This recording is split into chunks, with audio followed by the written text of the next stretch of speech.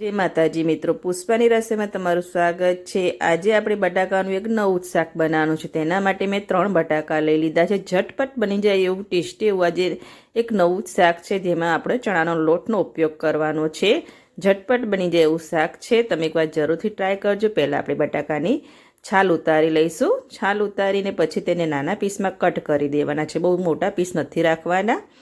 અને તરત જ તેને પાણીમાં મૂકી દઈશું। હવે તે છાલ ઉતારીને પાણીમાં મૂકી દેવાનો છે, એનો બાકીનો બધો સ્ટાર્ચ નીકળી જાય। હવે તેને પીસ કટ કરી લઈશું।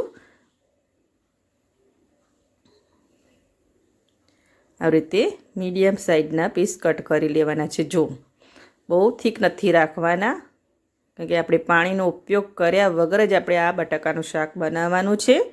કટ કરી દીધા છે। 5 થી 7 મિનિટ મેં તેને પાણીમાં રવા દીધા, જેથી સ્ટાર્ચનો ભાગ હોય તે નીકળી જાય। હવે તેના માટે આપણે એક મસાલો બનાવવાનો છે। તેના માટે જાર લઈ લીધું છે। એક નાની વાટકી સિંગદાણા લઈ લીધા છે। એની 1 ચમચી જેટલો આપણે બેસન લઈ લઈશું। તમારે ડાળિયા લેવા હોય તો તેને પણ આમાં એડ કરી શકો છો। મેં ચણાનો લોટ લીધો છે। જીરું લઈ લીધું છે અડધી ચમચી જેટલા ધાણા આખા। હવે તેને દરદરું પીસી લેવાનું છે। અપડાઉન કરીને પીસવાનું છે, એકદમ ફાઇન પાવડર નથી કરવાનો। દરદરું મેં પીસી લીધું છે। જો બતાવું તમને, અપડાઉન કરીને પીસશો તો સરસ દરદરું પીસાઈ જાય છે। આપણે મસાલો રેડી થઈ ગયો છે। હવે તેનો વઘાર કરવાનો છે। તેના માટે પેન લઈ લીધું છે। 1 મોટા ચમચા જેટલું તેલ લઈ લેવાનું છે। તેલને થોડું હલકું ગરમ થવા દઈશું। તેલ ગરમ થઈ ગયું છે। હવે જીરું લઈ લઈશું, અડધી ચમચી જેટલું જીરું, અડધી ચમચી જેટલી રાઈ અને જીરુંને સરસ તતડવા દઈશું। રાઈ જીરું સરસ તતરી ગયા છે। 2 લીલા મરચાં તીખા કટ કરી લીધા છે, તેને પણ સાતરી લઈશું તેલમાં। હવે જે બટાકા નિતારીને રાખે છે પાણીમાંથી તે એડ કરી દઈશું।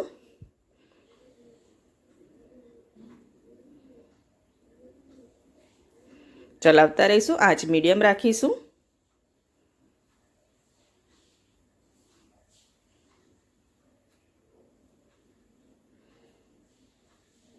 થોડી હળદર લઈ લઈશું, અડધી ચમચી જેટલી,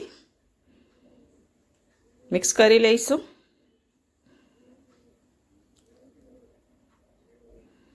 આંચ સ્લો કરી દઈશું એકદમ। હવે મીડિયમ આંચ ઉપર આ બટાકાને ચડવી લેવાના છે। મીઠું લઈ લઈશું સ્વાદ અનુસાર।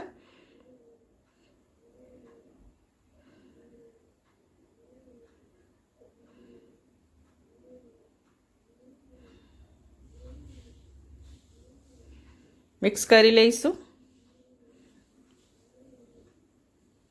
હવે બટાકાને આપણે વરાળમાં ચડવી લેવાના છે, પાણી નથી એડ કરવાનું, એટલે મીડિયમ સાઇઝના પીસ કટ કર્યા છે।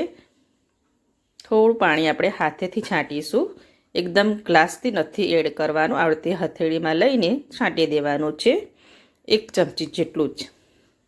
હવે તેને ઢાંકીને મૂકી દઈશું। ઢાંકીને મૂકી દીધું છે। 5 થી 7 મિનિટ થઈ ગઈ છે। ચેક કરી લઈશું કે બટાકા આપણા કૂક થયા છે કે નહીં। આપણે મરચું પછી એડ કરવાનું છે, પહેલાં આપણે તેને બટાકાને ચડવી લેવાના છે। તે ચપ્પાની મદદથી ચેક કરી લેવાનું। 80% જેટલા બફાઈ ગયા છે। હજુ થોડી વાર લાગશે, 1-8 મિનિટ આપણે બંધ કરીને મૂકી દઈશું। 1-8 મિનિટ થઈ ગઈ છે, ચેક કરી લઈશું। હવે સરસ આપણા બટાકા કૂક થઈ ગયા છે। હજુ પણ આપણે મસાલો એડ કરીશું, ફરીથી 5 મિનિટ તેને રાખીશું। હવે જે મસાલો બનાવીને રાખ્યો છે તે એડ કરી દઈશું અને 1 ચમચી જેટલું લાલ મરચું એડ કરીશું। પહેલાં આપણે લાલ મરચું એડ કરીશું તો આપણા બટાકામાં કલર એકદમ પકડાઈ જાય છે, એટલે પછી જ એડ કરવાનું છે। હવે મિક્સ કરી લઈશું મસાલા। પહેલાં તમને આ ડ્રાય લાગશે, પણ હવે આપણે 5 મિનિટ તેને ઢાંકીને મૂકશું એટલે તરત જ સિંગદાણા આમાંથી તેલ છૂટું પડી જશે। આ તે મિક્સ કરી દેવાનું છે।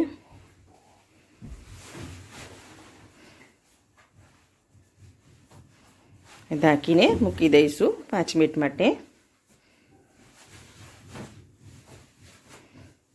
5 મિનિટ થઈ ગઈ છે, ચેક કરી લઈશું। જો સિંગદાણામાંથી પણ તેલ છૂટું પડી ગયું છે, એકદમ લચકેદાર આપણું શાક બનીને રેડી થઈ ગયું છે। થોડો આમચૂર પાવડર લઈ લઈશું, અડધી ચમચીથી પણ ઓછો. આની જગ્યાએ તમારે લીંબુનો રસ લેવો હોય તો તે લઈ શકો છો. મિક્સ કરી લઈશું. લીલા ધાણા એડ કરી દઈશું.